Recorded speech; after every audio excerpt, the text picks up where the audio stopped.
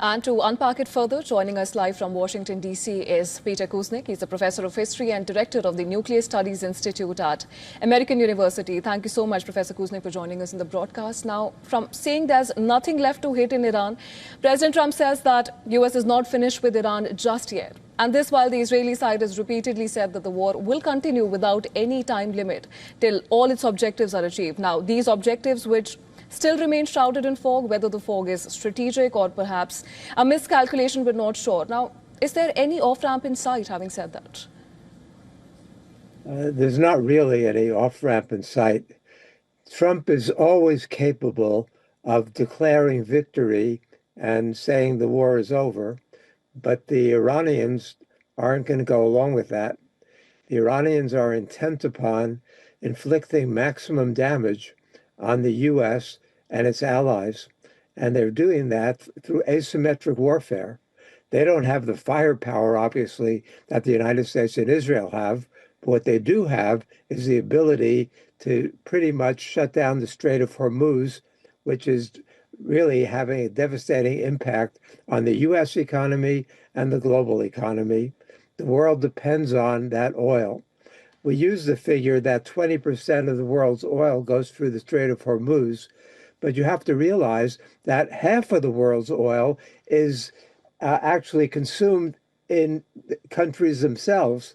So in terms of the amount of world oil that's traded, it's closer to 50% that goes through the Strait of Hormuz. So this is having a very, very severe impact all over the world right now. Kuznick, that's exactly the point I was coming to next. Important to mention here about the IEA member countries as well, who have decided to carry out largest ever oil stock release amid market disruptions. That is 400 million barrels of oil. Do you think that will somewhere offset the supply chain disruption we are seeing at this stage? It will have some impact, certainly. But we saw today that the price of crude oil dropped to $90 a barrel, then went up again toward $100 a barrel after this was announced.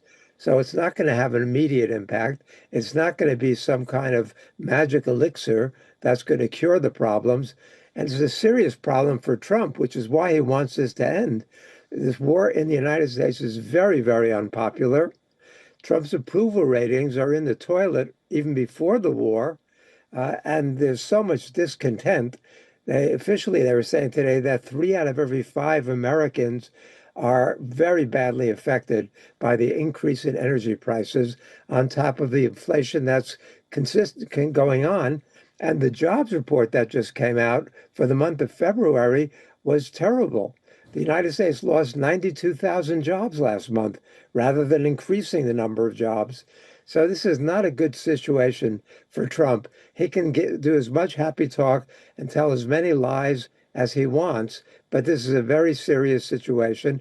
And the other members of his party are very concerned that they're going to get slaughtered in the November elections. And then there's the MAGA people. You've got, for example, Tucker Carlson, his big MAGA supporter, said that this war is absolutely disgusting and evil. Marjorie Taylor Greene said that the members of the Trump regime are sick effing liars. You hear this from Eric Prince. You hear this from Joe Rogan. So the MAGA bros, at least many of them, are very, very upset about this because they're old enough to know that the U.S. has been lied into one war after another during our lifetimes. One war after another. Vietnam was a pack of lies, Iraq, a pack of lies, Afghanistan, a pack of lies, Libya, what we did in Syria. So the American people's willingness to tolerate this is very, very brief right now. And Donald Trump is feeling that pressure, no matter how much he says how great things are going.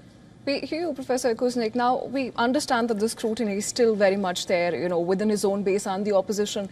And the IEA releasing, this a third of its stock, it is a significant development. But at the same time, the IEA can't frequently, keep releasing this kind of stock to assess the situation that we're in right now. And we're nearing the 2-week mark in the conflict with Iran.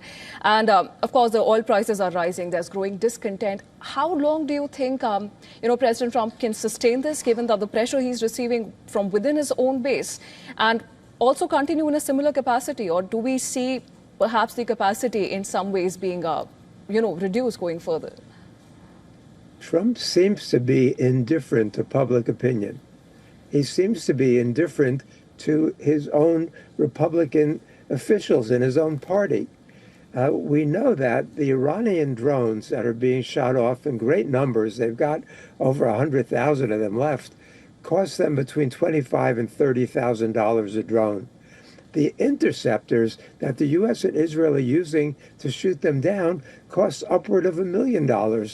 If you do the math, the U.S. can't sustain this very, very long. There's a finite number of interceptors. The U.S. is not producing them quickly, while Iran is producing close to 10,000 missiles every month. So between the missiles and the drones, compared to the interceptors, Iran can sustain this for quite a long time, while the U.S. and the world economy gets worse and the U.S. depletes its stocks. So the United States can go on as long as it wants. The U.S. has a powerful military and a vast economy, whereas Iran's economy is certainly weakened already by sanctions and now further weakened, and they don't have the allies to sustain it. But the Iranian people have a fervor right now, and they're rallying around the flag.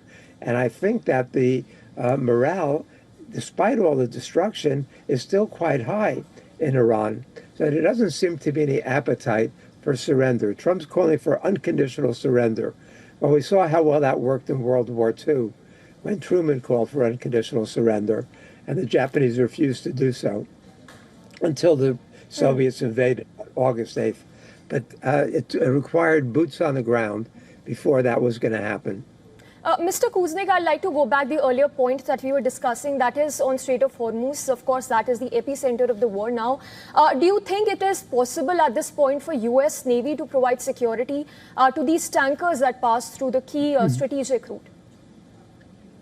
When I look at what the Houthis were able to do in the Red Sea, and I look at Iran's capability compared to the Houthis' capability, and the Strait of Hormuz is even narrower, Iran can shut down the Strait of Hormuz.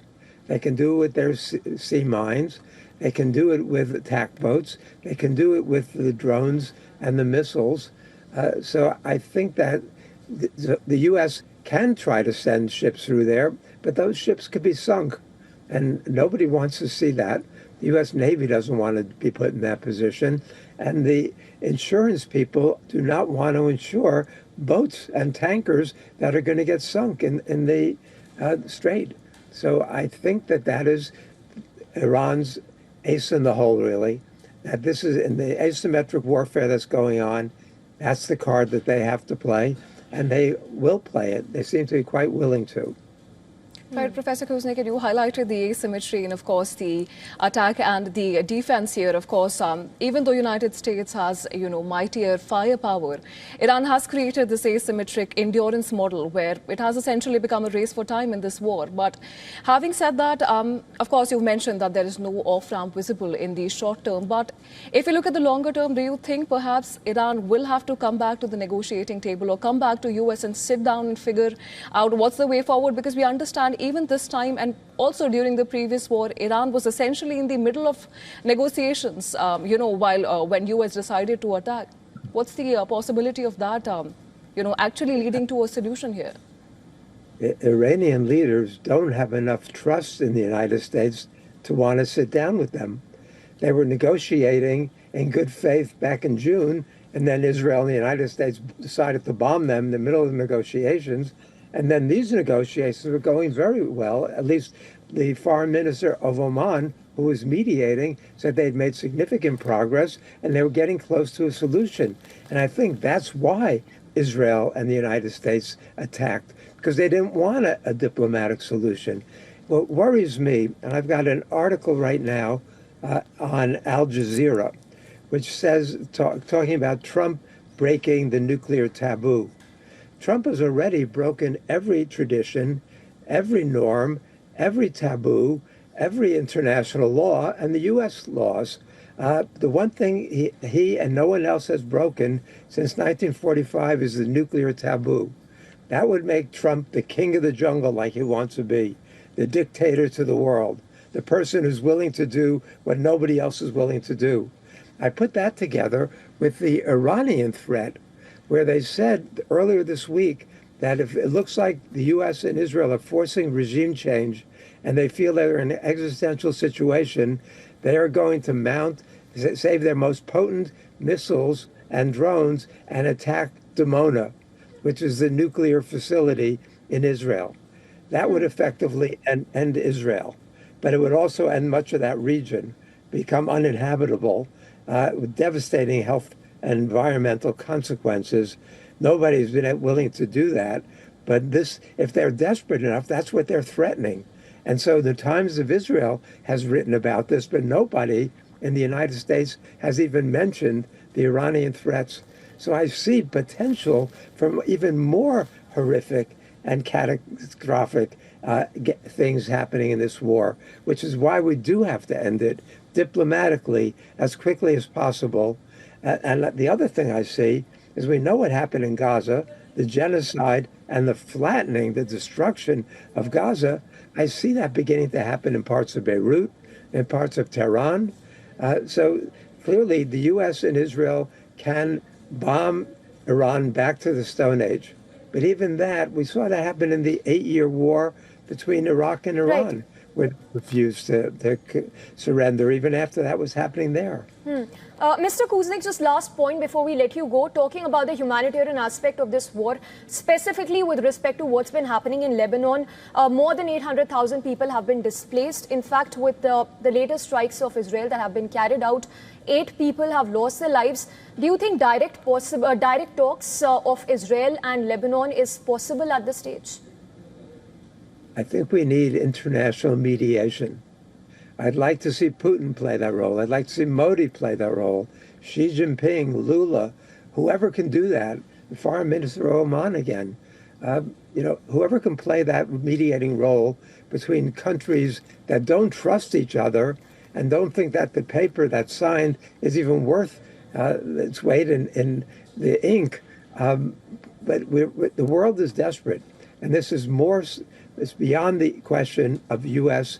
and Israel and Iran. I mean, this represents a threat to potentially, if it unravels further, to the world and to world peace. So I think we have to force that negotiation and let other people do the mediating, even though the sides do not trust each other. And the Iranians would like never have to sit down again with the U.S. negotiators who talk to them, and then when they've got them lulled into a state of quiescence, bomb them. This is just horrific right now, and I hope this war ends, because of course, the killing. Professor Kuznick, and it is a developing situation. We'll have to wait and see where it goes from here and how both sides recalibrate their next moves. But for now, thank you so much for joining us on the broadcast and sharing your perspective with us, Professor Kuznick. Thank you for having me.